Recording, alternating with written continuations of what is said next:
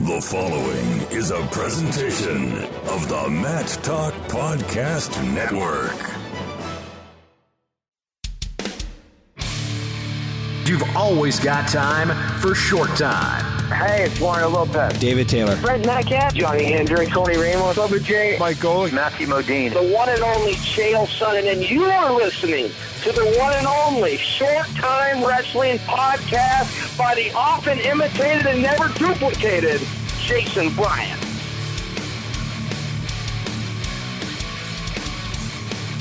Episode 293 of the Short Time Wrestling Podcast as we head into Thanksgiving, and then we come out of Thanksgiving, and then we go to New York City, take a big bite out of the Big Apple.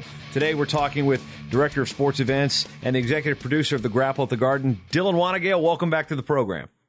Thanks for having me on, Jason. Very excited to be here. I mean, last time we talked, we go back and we previewed the 4th annual. This year, we'll have the 5th annual Grapple at the Garden, again, coming up Sunday, November 27th, the world's most famous arena. We can't say that enough.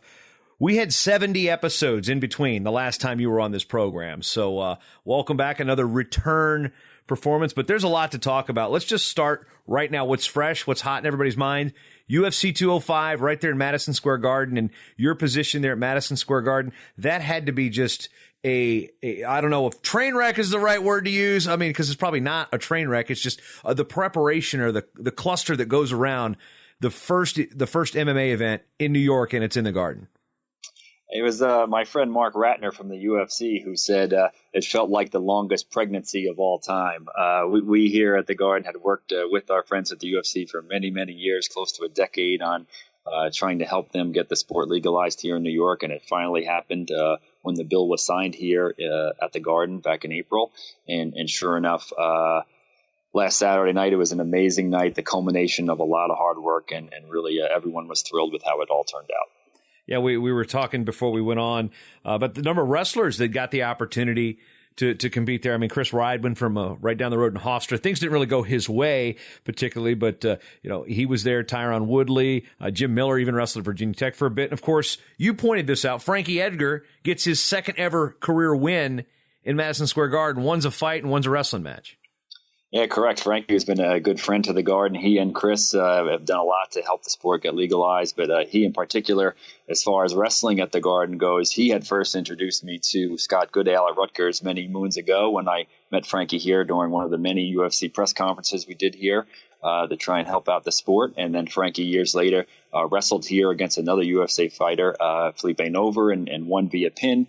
So actually, when he won at UFC 205 over Jeremy Stevens, that was his second career victory here at the Garden, and he's been great to us and certainly is a favorite of ours, so we were very happy for him. You had to see a lot of familiar faces, not just through the UFC, but people you have met through the Garden's involvement in NCAA wrestling. I mean, what's it like when you see wrestling and MMA, worlds like that, really come together? Of course, wrestlers have really made a statement in MMA, but from your perspective, getting to see both sides of it, how's that feel? Well, it was really cool, and really when you look at the big show that UFC 205 was, it brought me back mentally to the NCAA finals here back in March 19th, I believe it was, and that show and what a great spectacle both of those events were in terms of classic mano y mano, although the UFC event had some female bouts, which were really fantastic. So in terms of the world of combat sports, if you will, we're very fortunate to have hosted those two amazing events, which really create memories for a lifetime for our fans here in New York. And that's something we haven't talked about. I mean, we've had a few text conversations since the dust settled on Nick Gwiazdowski and Kyle Snyder finishing off what was a tremendous 3-day event in Madison Square Garden. But what was the response from the Garden and the people that were, okay, we've had the Grapple of the Garden before. Now we've got a 3-day wrestling event, and very few events can take 3 days up on the Garden calendar. And what was the general feedback from everybody there at MSG? Well, yeah, thanks, Jason, for the kind words. Everyone here was really thrilled by it. In fact, counting the load in, that's 4 days in the arena calendar, and is the busiest arena in the country. So it's difficult to pull off. But I think everyone was really thrilled. And for the few folks who didn't quite understand what it all was. I think they walked into the arena and realized, wow, like now I get it. I totally get it. Like, for people who don't really understand the sport and understand what we had been doing for years with Grapple at the Garden and growing this wrestling platform to try and showcase to really everyone. Obviously, the hardcore wrestling fans know what an amazing sport it is, but for the casual New York sports fan to really see what the NCAA Division I national championships bring to a city and to a venue, I think everyone was blown away by those 3 days of wrestling, 6 sold-out sessions, 125-some thousand people. It was just a real eye-opener for everybody. But really, all the feedback was tremendous, and certainly we're hopeful to host that event again. Yeah, you say you're hopeful to host it again. What are some things that you think you learned from this experience? You're like, okay, you know what? We thought we had this right, and something came. Things are always changing. Decisions. They have to be fluid sometimes. But the bid comes down the next time, and say, Madison Square Garden gets it again. What are some things that you're gonna be like? We need this. Wasn't bad, but we need to make sure that this goes to the next level. We can improve on this. Yeah, good question, Jason. Thankfully, everything went for an event of that scope pretty smoothly. I was happy that the warm-up area that we used in our theater was very well received by all the Division I coaches. So that was something I was nervous about, but really did go well. So our company was happy about that. Certainly, we pulled off on a very short window of time the finals preview show in our theater on that Saturday afternoon, and it went well, but certainly could have gone better. So we're hopeful of, if we get the event back, of doing that on a bigger and better scale. But thankfully, in terms of just getting that sheer volume of people into the building on a quick basis, it happened, and we didn't have any real hiccups. And we've seen that was something that the NCAA was very concerned about in terms of making sure the fan experience and them getting from, let's call it 7th Avenue in New York City, to their seat to watch the wrestling was a smooth experience.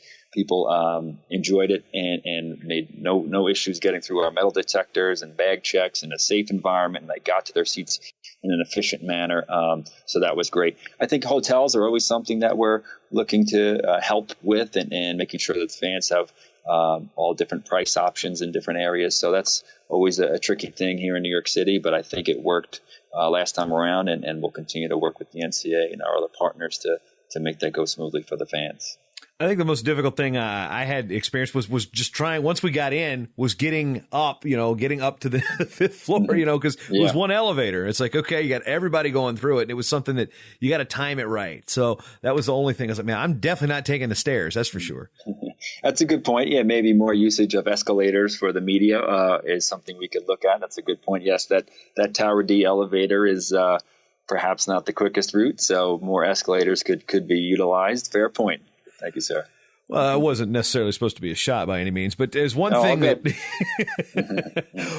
that I remember, because for those who are unaware, that Brian Hazard and myself got the opportunity to announce this event. We've announced the Grapple the Garden for a number of years. It was when producer Damian Santucci was sitting next to me, and it was right after Hazard had interviewed David Terrell from American, and the place got silent. And the fans gave him a great ovation for a great match between him and Nathan Tomasello. And then his interview. And then Damian, I can't remember who he said it to, but he says, how many events do we work a year in here? 300 and something? I've never seen a crowd respond to an interview like that. And that was like one of those moments that I think for the people at Madison Square Garden to really understand, is like, wrestling's a big deal to people. And no question, as you pointed out, Damian is our event director for a lot of our events on the sports property side. And before that, he worked for the Rangers. So that's a guy. And now he runs all the big events in Times Square, including the New Year's Eve celebration. So that's a guy in particular who has seen just about anything and everything. And for him and myself and really all of our staff to be moved as much as we were by that interview with David Terrell was really a special moment. As what we do is try and create memories for people, and that was one that I don't think anyone who was in the building will ever forget. Yeah, it was definitely one that it raised an eyebrow. I think even some people even shed a tear. But as we move forward, I think want to give the credit too also to that crew. Manny's a guy that likes to get things done expeditiously, and sometimes you get personalities that are really used to doing things like this way. Manny knows the way he does it here. The NCAA has the way they do it here. How did those factions work together? It seemed to be really, really stressless in that respect. Maybe stressless might not be the right word, but seamless perhaps. Yeah, seamless transition. Absolutely. No, I think thankfully we had been meeting with the NCAA essentially from the time we were awarded the event until, the event. And they came out to see last year's Grapple at the Garden to really get used to our facility. So, you mentioned Emmanuel Thomas, our production guy on the event, and he worked with the NCAA team and our partners at Hofstra, Jay Artinian and Jeff Hathaway and that whole Hofstra team to really get everyone on the same page as far as the student athletes' well-being, first and foremost, and then certainly the fan experience. It's a lot. It's a massive event with a lot of details. But thankfully, with enough hard work, we were able to pull off a great show, and thankfully everyone was really happy about it.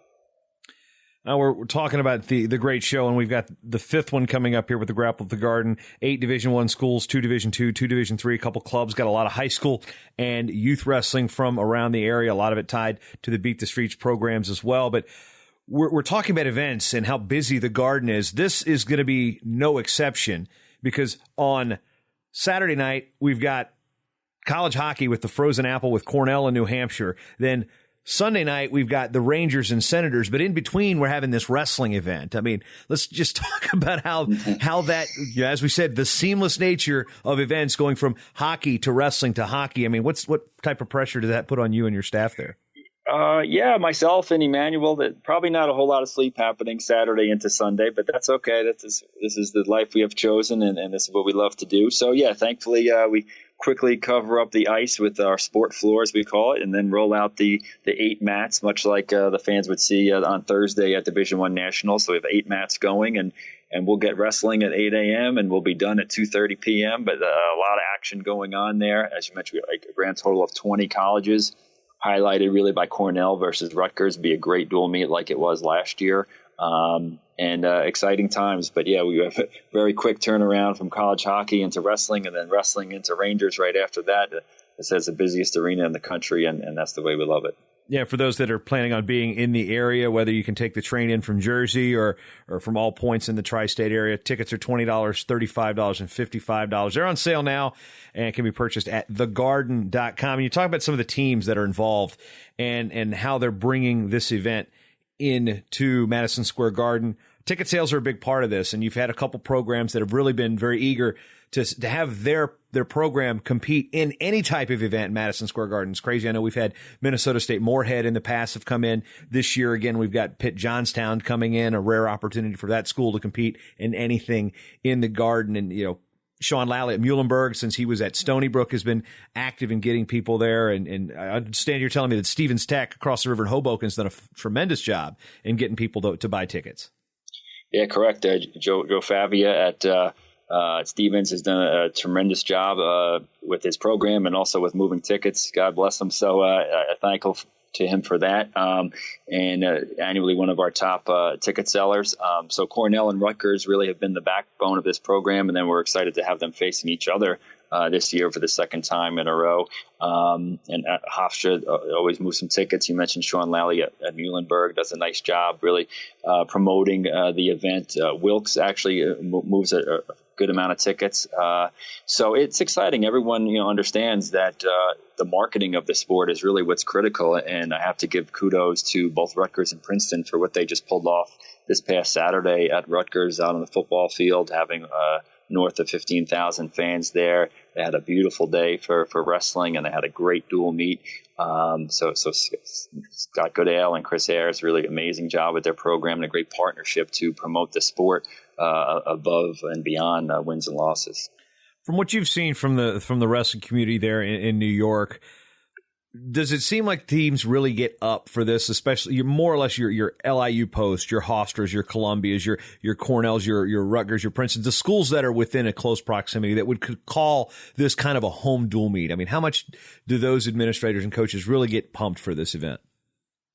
Well, they're definitely pumped for it, and I think the one thing I've heard really in our 5 years here from really all the teams is how much their wrestlers need this as a preview to what they're going to face later on in the season, whether it's Division I Nationals, Division II Nationals, Division III Nationals, that the big stage and how that's difficult to replicate on just a one-on-one dual meet situation on campus where you're just not dealing with the larger venues, the larger crowds, and the so many fans and the big jumbotron and all the bells and whistles. And for a wrestler, it's nice for them to be able to have something to kind of wet their beak, so to speak, and have a chance to get a taste of, okay, this is what it's going to be like in March to some extent.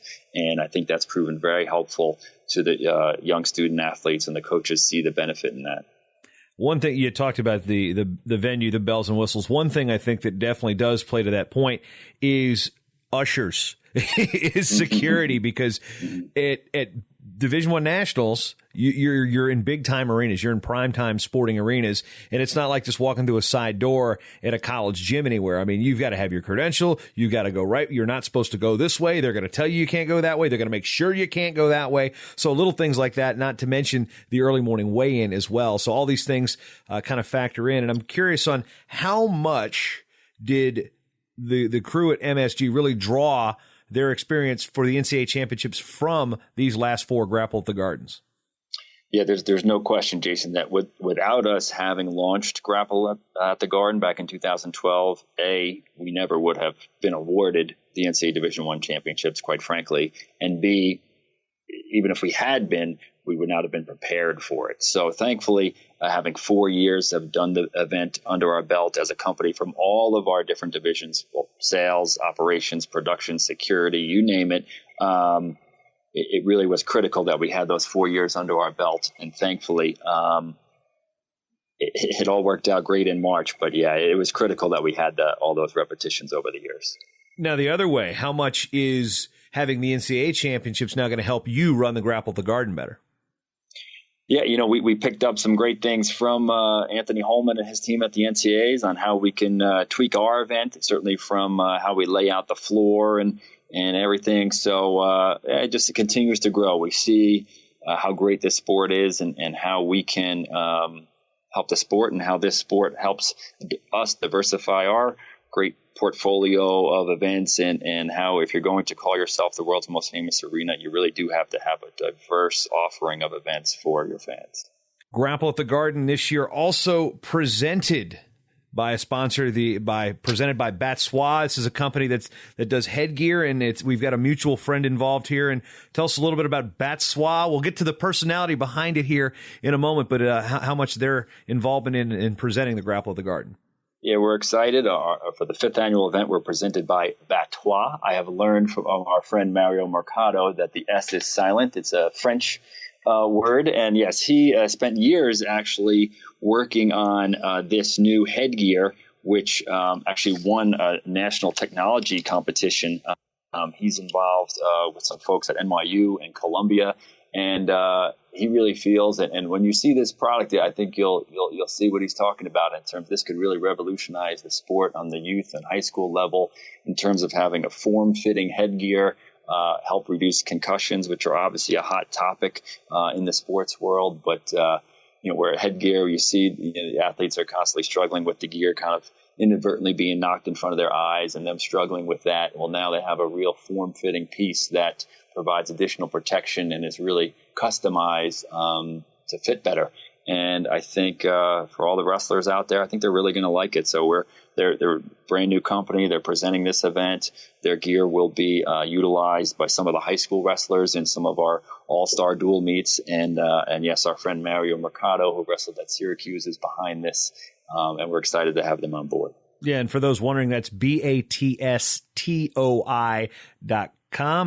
Batsois. Okay, I'll get that right. After all the foreign names that I had to pronounce at the Olympics, I messed that one up. Sorry, Mario. But one thing that you've got a background with the Garden and various combat sports and youth sports. So this isn't just you speaking in terms of, okay, these are our sponsors. We got to talk nice about them. You've actually seen the communities that this type of headgear can impact.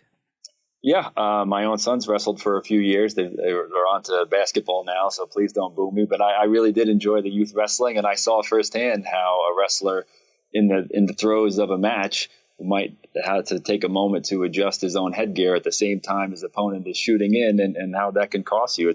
It's a sport of split-second athleticism, and you really can't afford anything distracting your concentration. So I think from a competition perspective, this headgear is going to win over a lot of young wrestlers rather quickly. Now, there's still one thing, as we were talking earlier before we got started, and we were talking about the Batois, the sponsor here.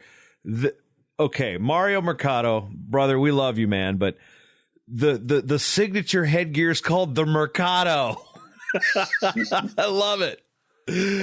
How much are you guys giving him some guff for that? You named this thing after yourself.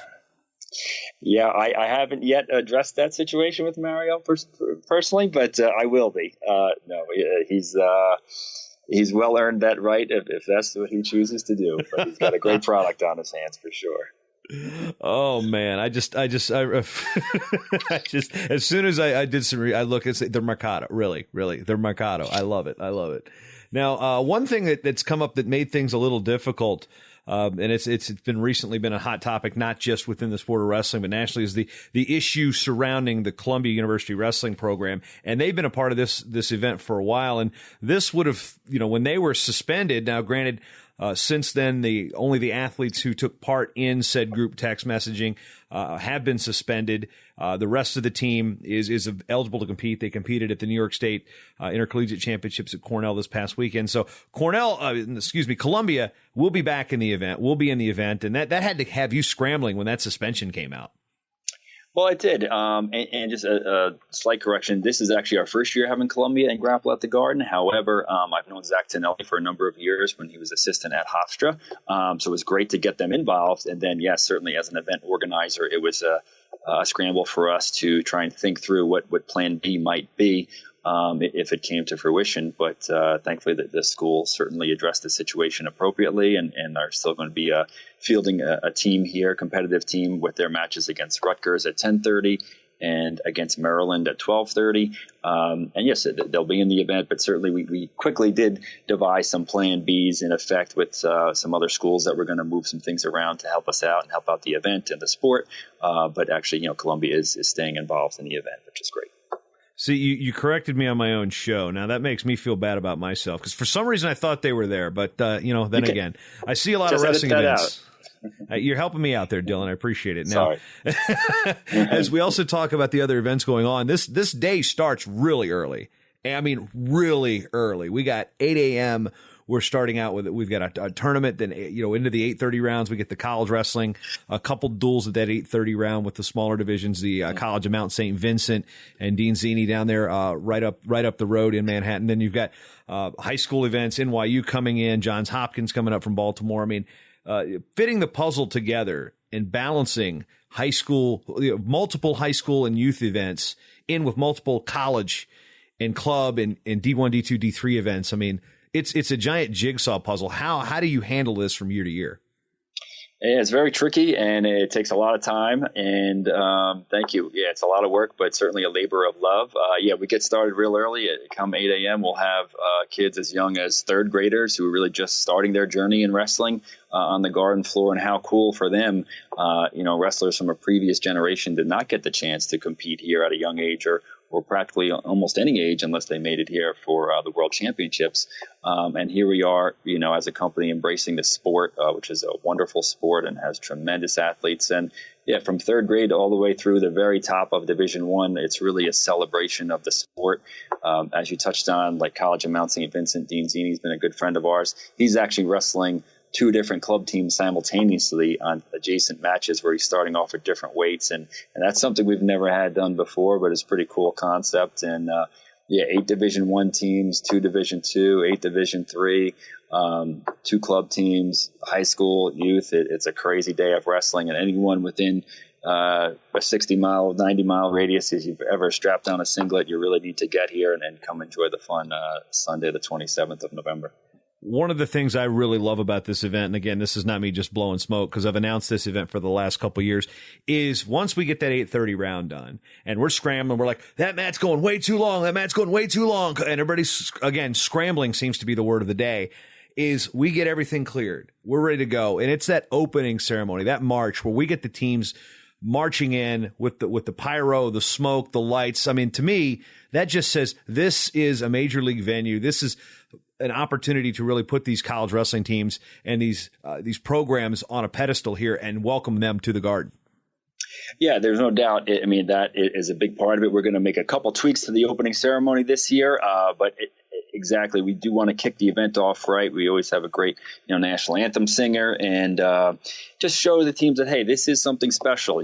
This is not your average dual mate here, and look to your left, look to your right. You've got teams from all over the country adjacent to you. You've got fans who've traveled near and far to come see wrestling, and it really kind of emboldens these young men to put on their best performances, and that's what we feel like the New York fans want, and that's what they get from these top-notch wrestlers.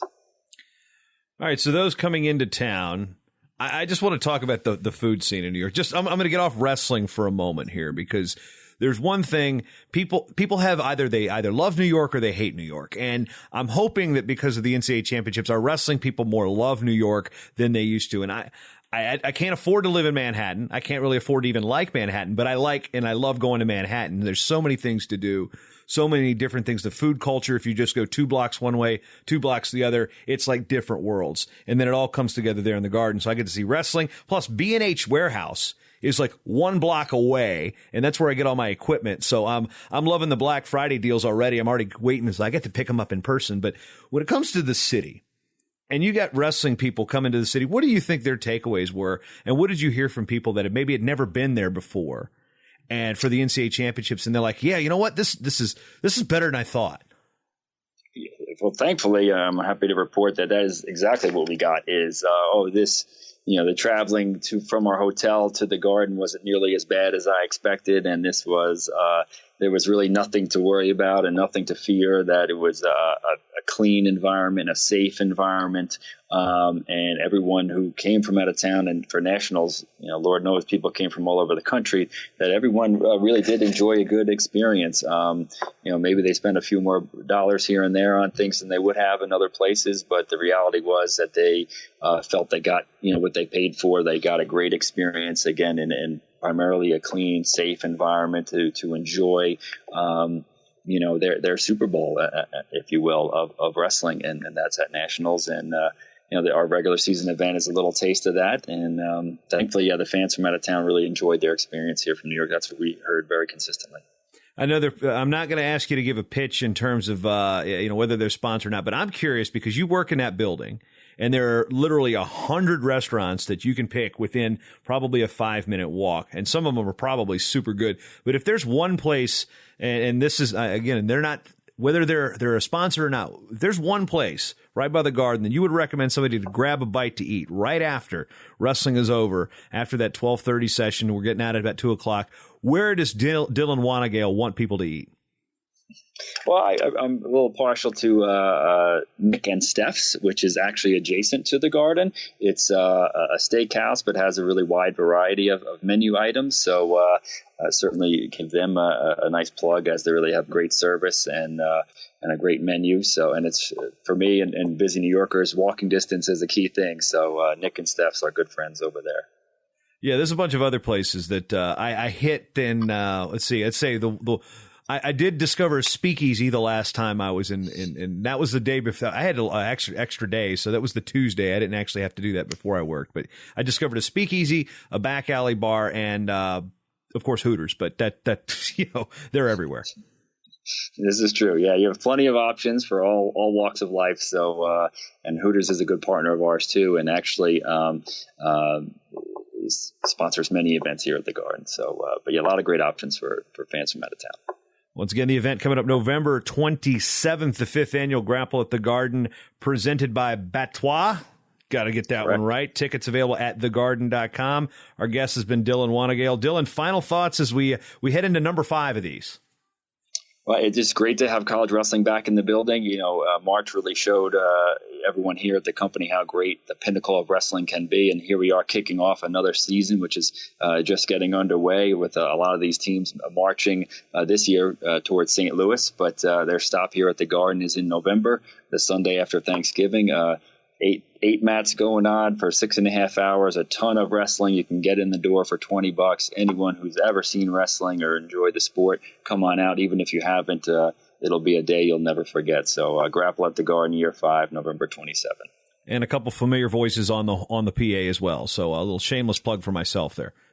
Absolutely. Jason, you'll be joined by Brian Hazard and Natalia Levioff and Scott Casper. We got the A-Team and Damian Santucci as well. So the A-Team, in effect, will put on a great show for the fans. Yeah, actually, you know what? I want to close with this because I mentioned this earlier on the show a couple months ago after I got done with announcing the event. And I want you people to know about, and I want to give Damian a real big pat on the back here. You know, this one is blowing legitimate smoke here. I've worked a lot of venues. I've worked a lot of events for the last 20 years. I mean, I've been, I worked the Olympics and I've worked the NCAAs. I've worked all these events, and there is no better group to produce a wrestling event in my life that I've ever dealt with than Damian and the team at Madison Square Garden. You want to talk about getting the timing down to the second. These guys are the reason I had such a successful opportunity to do this. So, I mean, if it's not like here's some papers, go read them. They're timed out. They're marked out. The NCAA had the right scripting. I mean, it was complete synergy there. And I just want to say that for my first NCAA Division I championships to announce, I guess I'm going to get spoiled early because Damian and his crew, they're just, the timing, the cues was amazing. So I don't think I couldn't have done the job. And I think I can speak for Brian Hazard on this as well. We couldn't have done our jobs the way we did it without a guy like that and his team. So I just want to give, I doubt they're listening right now because we're not live, but you know, if you put this podcast link in an email, maybe he can wait to the end and hear it, but we appreciate it. And Dylan, you got a heck of a team there. Well, thank you, Jason. I'll certainly pass that along to Damian. Yes, our partnership with the NCAA and their event presentation people went really seamlessly, smoothly, and it led to a really unbelievable show. So thank you for those kind words, and we're looking forward to doing it again. Did you hear that? Did you hear that, folks? That transition I just slid in there? I don't know. Hold on. Let me play it for you again. Yes, the call of the wild loon, the state bird of Minnesota. Yeah, anyway, I threw that into the Guillotine Grapevine show. Of course, that's a podcast to do about Minnesota wrestling for The Guillotine at theguillotine.com. If you're a Minnesota guy, you haven't heard of that podcast and that publication, do yourself a favor, go check it out. It's high quality stuff. That being said, it's getting to be the holiday season. I wanted to change it up though. Whoosh. It sounds so mechanical. So I got back to roots, got back to nature. And if you follow me on Twitter at Jason M. Bryant, you know that I'm giving you daily weather updates. I'm not doing that actually by myself. That's just a little bot that I run through a program called If This Then That. So going to be changing up because right now Minnesota Living does rock, but soon Minnesota Living is going to be very cold, very, very cold. We got snow on the ground. Again, I want to thank Dylan Wanagiel for his just continued support, not just of me personally, but this program and coming on again. I also want to thank you for leaving your ratings and reviews, and you can do that a bunch of different places on iTunes. So you subscribe to this show on iTunes or via Stitcher, there's a place for you to leave a rating and a review. You leave a review, guess what? You're going to get thrown on the show. And our latest review, this one coming from the Matt Talk Master Feed for the Matt Talk Podcast Network. And if you can stomach this much of me, and you're listening to that many shows, one, you deserve a medal. I don't know if it's a gold medal, maybe a bronze. You're creeping into silver. So if you leave a review on every single one of those shows, then you deserve like the gold star, check plus gold medal. But New York wrestling fan on November 16th dropped a line and said, Jason, these podcasts are great. I travel a lot for work, whether I'm on a plane or driving from one place to another. These podcasts are my savior. They keep me connected to the sport and informed about what is going on. Keep up the good work. Thank you, kind sir. Another way you can also help with this program, and actually I said sir, it could be a female wrestling fan. We've got a couple patrons and people that leave reviews that are women, and women are great wrestling fans, as we see each and every day. They're smart and funny. Sorry, I'm just throwing the whole like the South Park thing with the election stuff. It's a very interesting season to watch. Remember, it's kind of crazy to watch, to be quite honest with you. But I'm not talking about South Park. I'm talking about wrestling. Also like to thank another member of our team who has just joined in, Lindsay Hillier-Hotchkiss, for your contribution to the program. And you can join Lindsay, Nick Slack, Samantha, Clint, Rob Bowman. You can join the crew of people, about 30 of you who are part of this team at Matt Talk Online that listen each and every week. Charlie, Andrew, Steve, Chris, Kevin Powers, Mark Kozik. I mean, there's so many people out there to thank each and every week. But if you want to become part of that team, go to matttalkonline.com/join the team. Now, as I'm sitting here on Tuesday, November 22nd, my wife has just come into the office, and I want to thank everybody who has gone and actually listened to the previous episode where I put my wife on the spot about wrestling, and she also throws it right back at me. And if you're not familiar with that episode, that's matttalkonline.com/292. And you can hear Abby just straight not put up with any of my crap. But I want to thank, there's like a dozen of you out there, seriously, that emailed me or tweeted me or sent me a Facebook message saying how much they enjoyed that episode. And I'll be quite honest with you. Sometimes when I get different ideas on angles to do with the show, on the short time specifically, with something that maybe the wrestling community is not paying attention to, or if it's something that I feel is important but not everybody's really into, or just, putting my wife on the show, I didn't know how that was going to go. I had no idea how it was going to go, and it went great. So I want to thank everybody for how just I was pleasantly surprised at the response. So because I wasn't really surprised in terms of like my wife being awesome, and I'm not just saying that because she's behind me listening to me record this, but emails, text, yeah, okay, hey, you've been on your show once, you're going to have to wait another year for it, okay? Yeah, okay. I'm going to be sleeping on the couch later. Now, as just thank you, because I was really blown away by the feedback, and people got to see a little bit of the real me, not just the uptight. I'm not always uptight. Don't you laugh at that. So it was really refreshing for me. It kind of re-energized me heading into this holiday season. So that's basically all I've got for this program. If you want to check out the daily wrestling news, it's emailed each and every morning to you at about 6 a.m. Central, mainly because my friends in the Mountain and Pacific time zones, they're like, I need to get it, because if I don't, I can't get it until the afternoon, and I miss everything, and I'm always a day behind. So I'm trying to do the best I can to balance the time zones here when people get it. But you can go to matttalkonline.com/news, sign up for the daily email newsletter. I'm not going to spam you with anything other than the wrestling news that you signed up for, and you're going to get the information about the products that come out, whether it be the Fargo Almanac when I get that updated for 2016, or the Division I preview guide. I'm actually even considering, now don't hold me to this, I'm considering doing an abbreviated Division III preview guide. Don't hold me to it. There's if we can slow the clock down to maybe 27 hours a day, I might be able to get it done, but we'll try that. But do you want to get the wrestling news delivered to your email each day? It's free, matttalkonline.com. matttalkonline.com. Yeah, I said that, /news. So I wish everybody a happy Thanksgiving, or if you're up in Canada, happy Thursday.